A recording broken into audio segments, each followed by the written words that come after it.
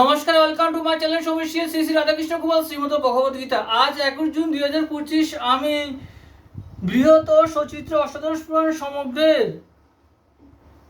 ব্রহ্মাণ্ড পুরাণ প্রথম অধ্যায় ব্রহ্মাণ্ড পুরাণ ও সৃষ্টি তত্ত্ব এর 21 পৃষ্ঠার কিছু অংশ পাঠ করছি। শ্রী শ্রী অষ্টাদশ পুরাণ সমগ্র কি জয়, শ্রী শ্রী রাধাকৃষ্ণ গোপাল শ্রীমদ ভগবদ গীতা কি জয়।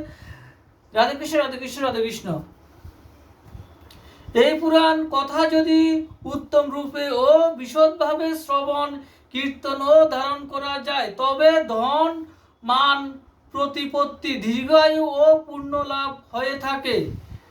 যে ব্রাহ্মণ 6টি বেদাঙ্গ ও উপনিষদ সহ 4টি বেদ জানেন অথচ পুরাণ জানেন না, তিনি কখনোই বিচক্ষণ ব্যক্তি নন।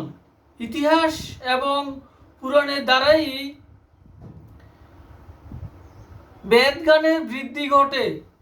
পুরাণ হল অতি পুরাতন বিষয় এবং সমস্ত শাস্ত্রের পরিপূরক।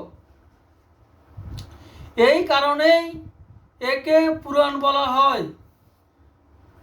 পুরাণের এই ব্যুৎপত্তি যিনি জানেন তিনি সর্বপাপ মুক্ত হন।